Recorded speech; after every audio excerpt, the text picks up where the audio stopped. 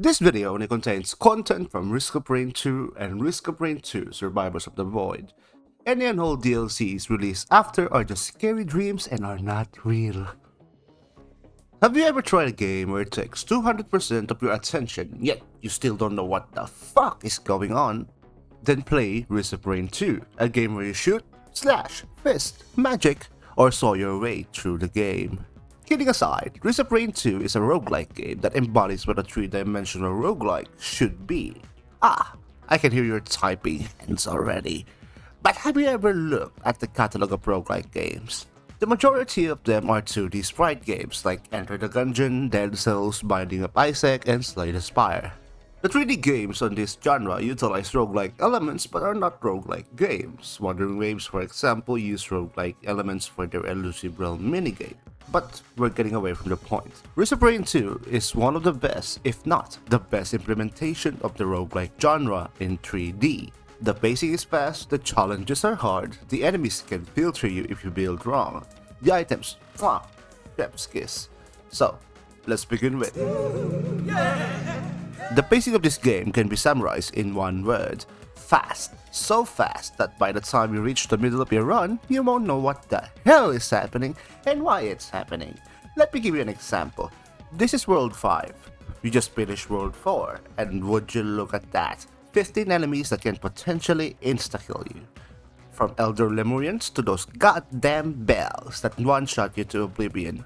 I consider World 5 as the middle of the run, as it takes up to World 7 to reach the portal that can end your run.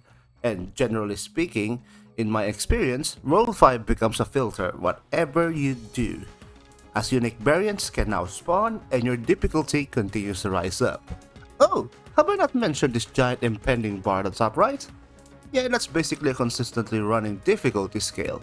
Instead of easy, medium, hard, this game has alongside an actual difficulty slider. So it's 2 layers of difficulty. This just means that if you fuck around the levels and miss your pacing, you will be hit with a difficulty spike of ungodly proportions. And take it from experience, it is really, really bad. This is a mechanic that keeps pace and makes shit difficult. I must say, this game is the Dark Soul. Anyways, World 5 will kick your ass.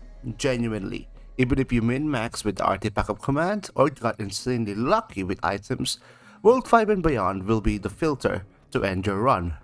The sheer speed and reaction time needed to just play the following worlds don't even get me started on World 10 and above. At that point, you're just waiting to be insta-killed. I mean, look at this compilation. Yeah, and if you successfully traverse through this, the only way to efficiently end the run is to either go to the moon and kill Mithrax, which is a pain in the ass, because Mithrax will steal your items like the bitch he is. Or you can end in the Celestial Portal, which is my go-to. The Celestial Portal summons every 7 worlds, so you can time it. Other much more difficult ends are the Void End, which is a colossal pain in the ass, basically making you traverse through 3 worlds alongside making you face void creatures, and the Void Boss. Overall, difficult. Risk of Rain 2, in its current state, contains 167 items and 42 equipments. These items are divided into 6. Items that typically have basic applications and effects. For example, the Tri-Tip Dagger and the Bundle of Fireworks. Tri-Tip Dagger works by applying a bleed effect with a 10% chance of applying said bleed effect.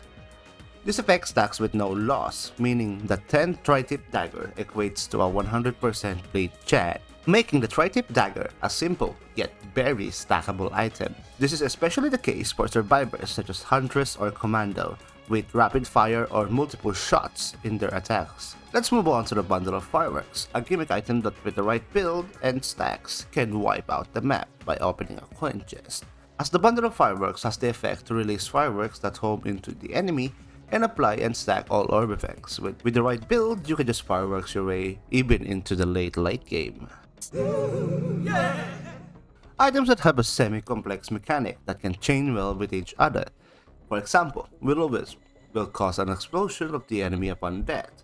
and upon stacking will-o-wisp, the explosion radius widens, and said explosion will also triggers and stacks all orb effects, and with Deathmark, it insta-kills most enemies, including world bosses. Uncommon items also have a better selection of utility items with varying levels of usefulness. The utility items can range from the Hopu Feather, which allows another jump, stacking depending on the amount of Hopu Feathers, to the Lepton Daisy, which heals on portal events only. It's a decent heal, but Monster Tooth and Medkit combo is not only better, but crucial for most runs.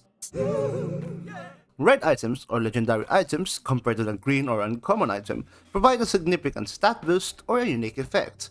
This effect can span from fields of continuous damage to a stacking armor reduction debuff, or just making all attacks explode, to put it simply. Examples of these items are the Tesla Coil, which provide continuous damage on an AoE basis, and Frost Relic, which creates an AoE of frost that grows larger per kill, while its effect is active. One of my favorite legendary items, Shattering Justice, provides a debuff that reduces the enemy's armor. It's a great combo alongside Tri-Tip Dagger, Gasoline, Chrono Bubble, and Deathmark, as it can assure that Deathmark will proc. Yellow item or boss items are items that replace the green drop in portal events. Each item in this category represents the boss that it drops from. For example, my favorite of the bunch is Little Disciple. It can drop from the Grove Tender, and it allows the user to fire a tracking wisp while running. This means that in late game, you just need to run to kill 80% of the overworld mobs, and in characters like Huntress, it is even easier to achieve higher damage numbers as Huntress can attack while running. My second favorite is the Shatter Spleen, which applies bleed for every critical attack. With maximum crit chance, it is a guaranteed bleed effect, meaning the Tri-Tip Dagger is basically obsolete. Well, no. If you find a void chest and get a Needle Tick, which replaces the bleed effect of the Tri-Tip Dagger to Collapse, which deals big damage after 3 seconds of proc, adding an additional orb effect and damage vector to your enemies. The rest of the items are lunar and void items. I will be skipping those to not ruin some of the more fun content of the game, as these items are generally heavy modifications or modified versions of other items already stated here. Finally, equipments or orange items. Equipments are active items that you can obtain from equipment pods. Equipments have a wide array of variety. Some are simple stat boosts like 100% crit rates or lifesteal. Some are more gimmicky like flight or portals. And some just deal damage in different ways, like my personal favorite, disposable missile launcher. Pair this with a bunch of fuel cells and you become a walking artillery.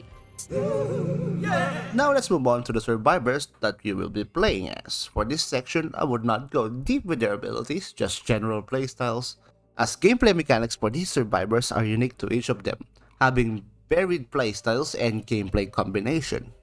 Before starting this section, I would like to elaborate that each character has multiple variation of skills that you could choose before starting the run.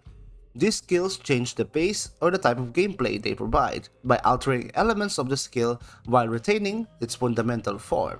For example, Huntress has 2 primary attacks, Triple Shot and Single Shot. Triple Shot deals less damage, but with proc items it can have better damage potential, while Single Shot deals more damage and is better with crowbar builds or similar high damage builds. Explore these as you unlock them, as that method would probably give you the most satisfaction. Characters!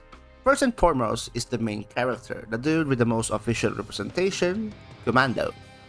Commando has a soldier archetype, similar to what you would find in the first-person shooter games, namely Call of Duty or Battlefield. Commando's primary attack is an automatic dual pistol, and his playstyle revolves around the use of continuous damage, burst damage, and crowd control. Commando has a very straightforward build path that just needs a balance of item archetypes, plenty damage, plenty healing, plenty speed, plenty defense, and plenty utility. He is the balanced character of this game, not too demanding to play and not too stingy on builds. Second is arguably the fan favorite, Huntress. I won't go into detail on why she's popular. But she is also popular for being the easy-to-play glass cannon. I already mentioned her primary attack splits into two, single shot and triple shot. And it's that simple. Her builds are different, relying more on damage primarily and mobility secondarily. Rather than balance, Huntress typically does not build defense items, as the point of her gameplay is to kill the enemies or dodge their attacks. The difference is that her damage output has a very high potential, so in some builds, mobility is an option, not a requirement to build. Playing Huntress, in my opinion, is the easiest way to finish a run, since she is a straightforward and OP survivor. Third is Multi. I consider Multi as a jack of all trades character, as Multi has a primary that is similar to Huntress's, though with less damage potential, which is helped by Multi having CC and having great mobility. The reason I called it a jack of all trades is that Multi can spec into anything build-wise. It can be tanky, build speed, damage, or healing. Though the last two are less effective but decent enough in solo runs. Alongside this unique special that allows it to swap primary attacks, makes Multi a very versatile pick, especially in co-op runs, though if you really want to do a basic build, try going for a speed and defense health stat first, as damage can be secondary for Multi. Fourth is another favorite of mine, and that is Engineer. To point out, Engineer is pretty unique in its gameplay, as your main damage source are turrets. Engineer in a gameplay standpoint is a mid to late game survivor, as when you build for pure damage, Engineer can basically clear any level with relative ease. This is with a shield build, mind you, as you will be stationary a lot in this build. The positive is, you can witness some of the most fun moments in this game by seeing the enemies that killed you over and over get shredded, while you just redeploy shields. The other style of Engineer is more aggressive and is similar to other survivors in terms of playstyle, so I try to avoid using it. The difference mainly is that your turrets now move. Fifth is Captain. Captain is different from other survivors, as Captain comes pre-equipped with a red item. This red item can block enemy projectiles, becoming one of the core principles of Captain's gameplay, as his gameplay is quite peculiar, as he fits into the glass cannon stereotype with his primary attack. Having a great amount of DPS may be second to Bandits, our primary. But Captain also has a great amount of utility and tank potential due to Captain's red item, which synergizes with Medkit, allowing the healing proc to occur without being resetted. The typical build of Captain is damage and speed. If you don't mind being slow, just go pure damage and orb effects, as Captain's primary allows for super easy procs to occur. Sixth is Artificer. Artificer is the mage archetype of this game, as her kit centers around slow but high damage potential attacks, alongside elemental procs such as fire or orb effects. She excels in crowd control, as the majority of her skills provide a way to crowd control. May it be a stun, a orb effect, slow, or just a large amount of AoE burst, she has it all. The downside is that her gameplay is slow, especially her primary attack. Stacking utility items that help reduce cooldowns or ground another use upon skill like backup mag is crucial. The typical Artificer build leans more on utility, specifically CD reduction and healing items. The damage comes as a secondary. With that said, burst damage items such as the two bands and Will-O-Wisp alongside Crowbar would work better for the case of Artificer compared to the typical dry-tip dagger crit proc build. Seventh is Mercenary. Mercenary is for the Dark Souls players. As Mercenary is a glass cannon melee character, Mercenary is a complicated survivor to cover, as he has one of the highest skill ceilings and the smallest window of opportunity to survive. I say this because of Mercenary's special skill, which allows him to be invincible for 0.6 seconds. Mind you, this is the easy mode of Mercenary. Mercenary's alt skills offer less protection for an alternative playstyle. This playstyle basically being masochism.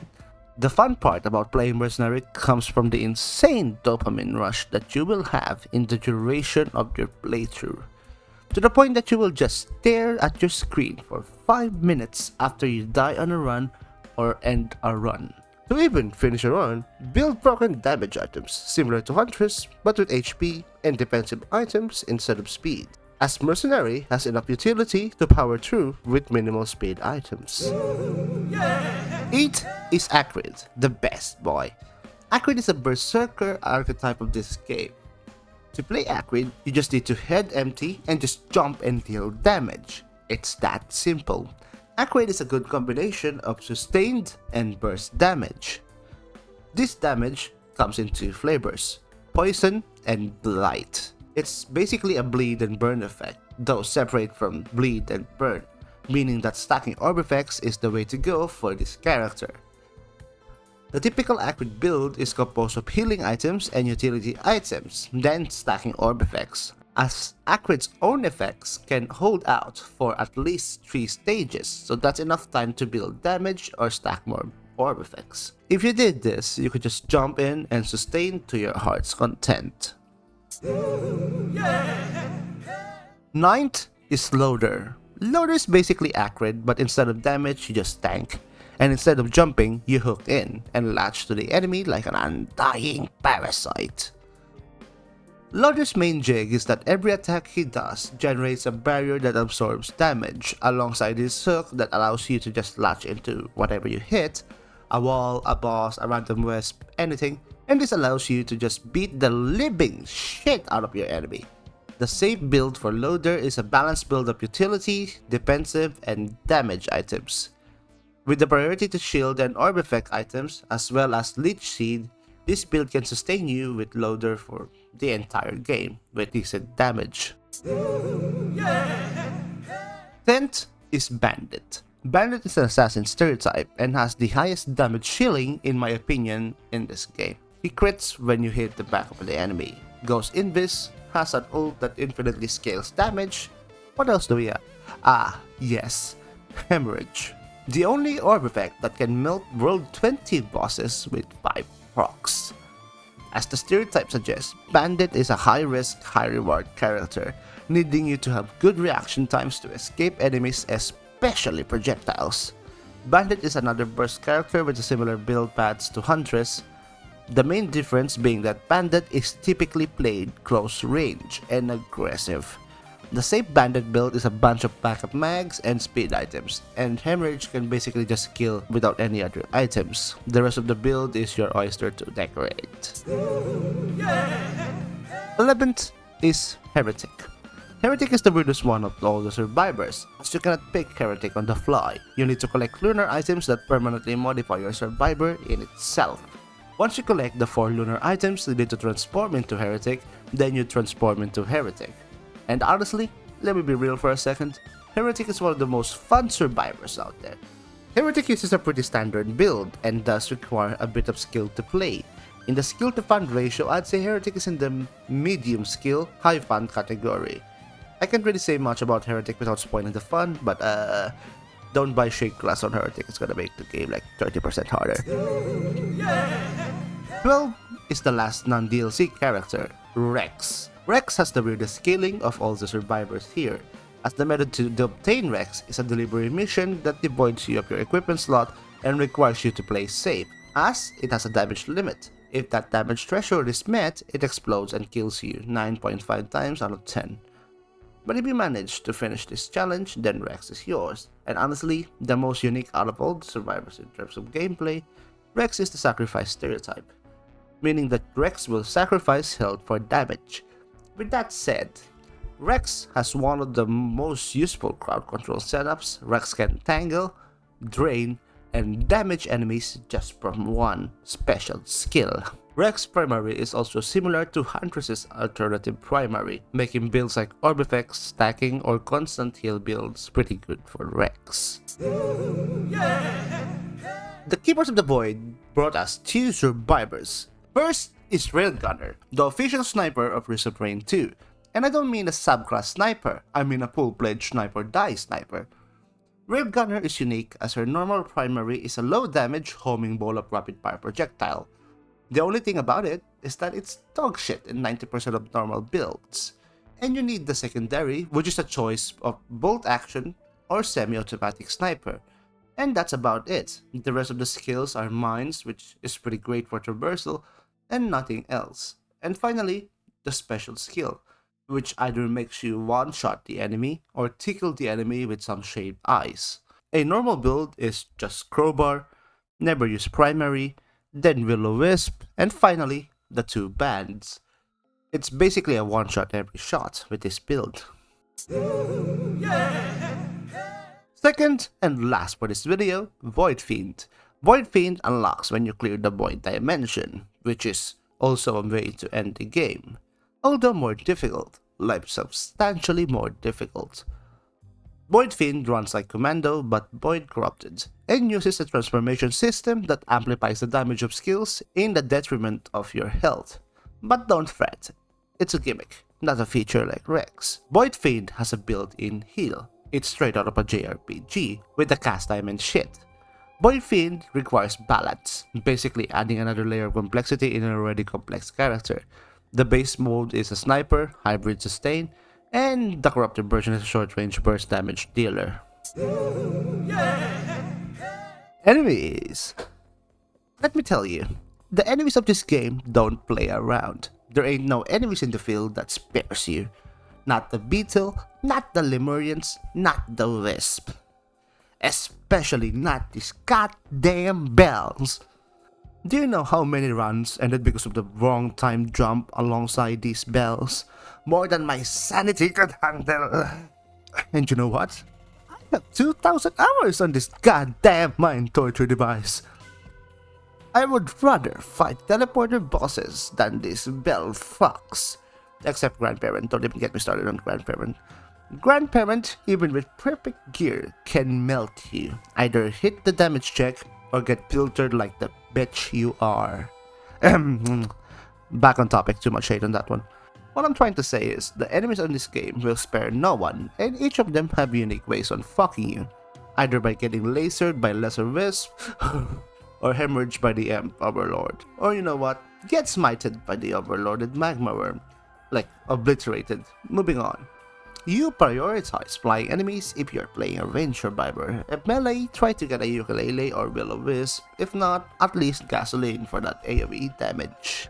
Thematic wise, each enemy has their own spawn terrain that they only spawn on. You won't encounter the same enemies on every level. For example, Grandparent only has one spawn and that's World 5. Enemies also have family behaviors and patterns. For example, if a Beetle Queen spawns, Beetle Guards and Beetles will also spawn. Similar to that is the Great Lemurians and Lemurians, Ancient Wisp and Regular Wisp. If there is a family dynamic, they will spawn together as a group, especially in the later levels. I won't really get into deep swipes about the enemy, as most of them are best experienced rather than explained, and explaining each one would ruin the fun and joy of being bombed, gatlinged, or lasered to death in the middle of the World 16 off screen where you cannot see. So just play, and after 10 hours you would know. See ya!